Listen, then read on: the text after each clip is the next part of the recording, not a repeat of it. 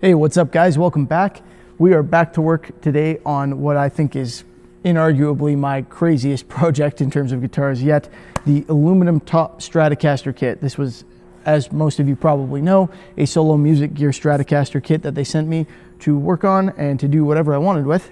And what I ended up doing was taking an 1/8 inch off the top, cutting a new aluminum top for it, and doing a bunch of carving work and other work to make it look like this.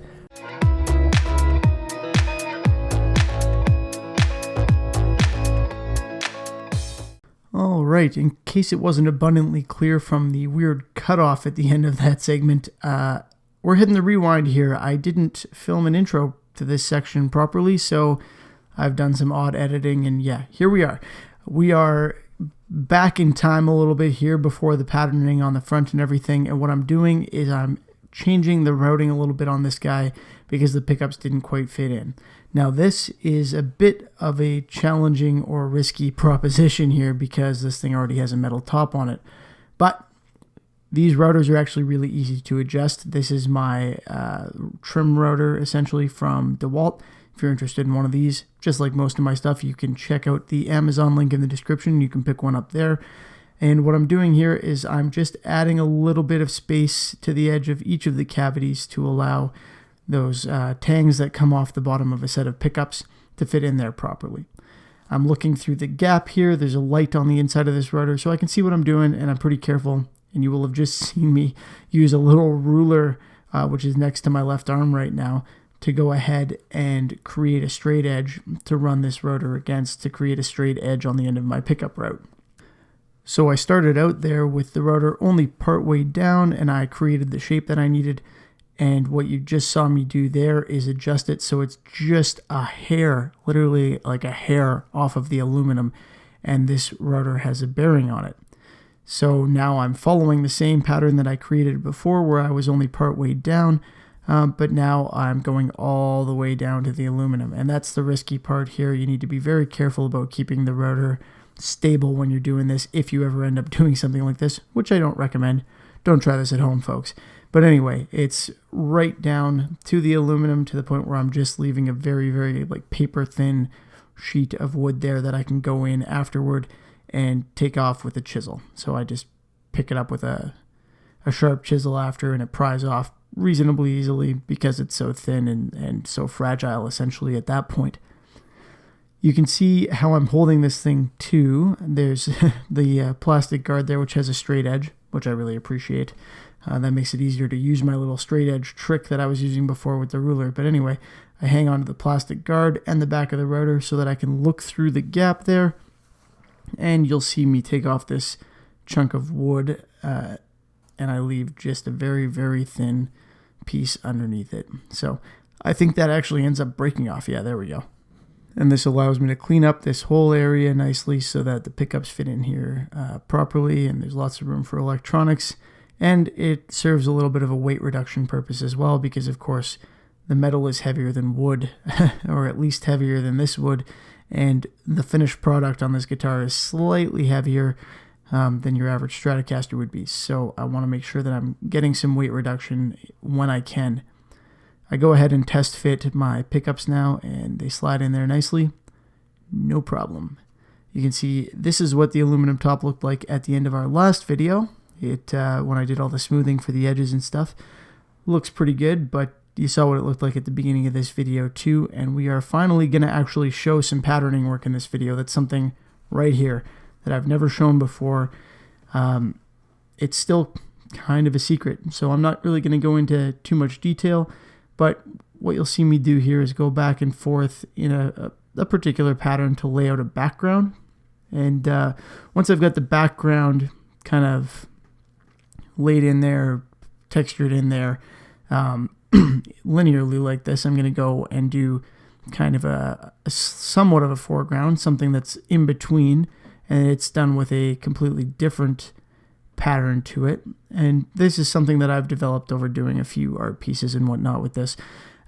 So this is how I like it to look because I think it creates the most depth and the most layered look, and it's really visually interesting, and it captures the eye in the areas that you want it to. And once I've gone through and done this next round of patterning, then I'm going to come in at the end and add what I guess would notionally be the actual foreground, which will be a couple accented portions that your eye will really be drawn to when you look at this after. And the idea here is you have to use, obviously, the right kind of pad, the right kind of tools to do this, but depending on the direction and the angle and how you approach it, you end up with parts that shine kind of brighter than others, and in particular that shine brighter in certain light angles. So you'll notice after, as we move past this thing, and in subsequent videos on this guitar kit, there will be at least one or two or three more actually, where I'll show you it with some motion, and you'll see it as there's some motion there, and you could see this at the very beginning of the video too as I was moving it around, that the pattern appears to change, and the light angle changes how it looks, and it's got kind of this holographic effect. So I'm a big fan of these finishes. I'm going to be doing some more stuff like this in some upcoming builds. Not a full aluminum top necessarily like this, but portions of it and stuff like that. I've got some ideas. I just need to find time to do them. So there we go. The foreground is going on now in these smaller pieces that your eye is drawn to even from this angle, and will be from other angles as well. Next up, I want to make sure that all my electronics work, that they fit. This is a wiring harness, a custom wiring harness for the holes that I've put in here, which is an unusual configuration. This was made by Gun Street Wiring Shop. I'll put a link to them in the description. They do incredible custom work, and also a strong variety of standard drop-in harnesses that you can use to kind of give yourself higher quality components. If you watch my channel, you've seen me use them before. They're really nice wiring jobs, and they make the job a lot easier if you're not a big fan of or not great at wiring like me. So I went and I measured what size holes I would need for this. The components that Gun Street uses tend to be a little bigger than usual, so if you're putting them in a kit, you'll have to probably drill out a couple holes a little wider. For me, I just used place markers when I cut this thing. I used very small 1/8" holes, so I needed to do this anyway. I've gone in and drilled out the two small ones on the horn, and then I've drilled out the other ones as well, and I need to go back out and widen them further now. They need to be wider, of course, in order to fit the electronics, and I do it in 2 steps because it just makes for a cleaner cut. Now, when you're drilling metal, be aware it's more about pressure than it is about speed. You don't want to speed up the bit too much because then it'll just heat up. It's not so bad with this aluminum, but particularly if you're doing steel, be careful, use a good bit, and make sure you've got some pressure. So here you can see what I was talking about with the change in light angle and the holographic kind of effect that we get here, where the thing looks different from different angles. It's got kind of a shifting pattern effect as you go by, creates almost a motion type of thing. I love this technique. It's a little hard to describe, but it's great. So the next stage in this process is going to be the sealing. I've got to seal this whole thing up so that I can get to work on the painting. I'm going to be doing that with a catalyzed clear coat because I need something that's going to bond on here, and I need to use my adhesion promoter and whatnot. And there's some specific prep work for aluminum. I'm not going to get too deep into that because I assume none of you are using water jet cutters and whatnot to create new aluminum tops. But it is going to be fun, and I wanted to make sure that I test fit all of my electronics first. As you can see, I've got my wiring kit in there. This is from Gun Street Wiring Shop, as you will all know by now. So I've got my 4 pots in here, I think 3 of which are push-pull, and my 2 extra switches. I don't know what all of it does yet, but I'm excited to find out. We've got quite a mess in the back here. And by a mess, I mean just a lot going on, to the point where it was actually quite difficult to get it all to fit. So in order to do so, I had to do some more routing, which wasn't too much of a problem. I just used my little trim router here from DeWalt. Really easy to control. Didn't have to make templates or anything like that. It was pretty straightforward to get a fairly nice routing job. As always, if you want one of those, check out the Amazon link in the description. It's in the woodworking tools. So next up, I'm going to disassemble all of this. I'm going to take my electronics back out. I just wanted to make sure that everything fit because the pots and whatnot are quite large. And then we're going to seal it up, and then we're going to get to work on the finishing process. So I'm doing a color on the top. It's not just going to stay aluminum like this. Don't worry, it's not an opaque color. You're going to like it. unless you don't like the color, but you're going to like the idea. On the back, we're probably going to stick to something fairly basic. Don't want to draw any attention away from the top. I'm thinking a metallic black probably. And then I'm going to be cutting another piece for the back. That's going to be my back plate. So that's probably also going to be aluminum. The top's aluminum. This thing's going to be fully shielded. We got our Faraday cage basically. And then I'm just going to be copper taping a little bit of the wood, but in general, this thing should be well shielded and well grounded. So I have to carefully extricate this wiring harness now. Lots of nuts going on here. That's a lot of controls. I'm really excited to see what exactly all of these do. The guy from Gun Street Wiring Shop, I think, told me at one point, but I don't have a great memory and I don't speak electronics, so yeah, we'll have to test them all out, of course. That should be coming hopefully pretty soon. I carefully feed all of this through here. I did route a channel there to pull that through, but you know, it's a lot to maneuver, so it took me a couple minutes to get that fully removed, and then now I'm going in with the tape. I want to tape off all of the insides of those cavities. I still need to be able to paint the back, of course, and I don't have to tape anything off really from the front on this one, which was an interesting change.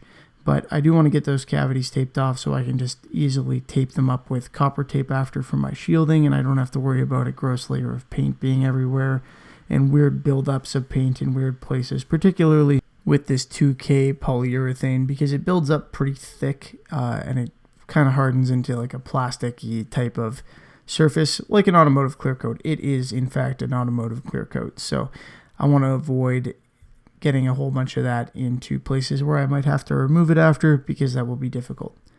So pretty straightforward. I'm taping off all my edges, and then I'm actually going to tape off this back cavity by completely covering it, the back pickup, that bridge pickup rather. That will be completely covered. I've got a piece of tape on the bottom of each of these areas to coat the aluminum, because I don't want paint getting all over the aluminum. I'm using it as part of the electronic shielding, so I need that intact. But either way, I would put tape there because I would want to use that to cover the control holes, because I don't want paint going through those holes into this area. So no matter what kind of material I'm doing this on, even if it's just a standard wood version, I do the same thing there.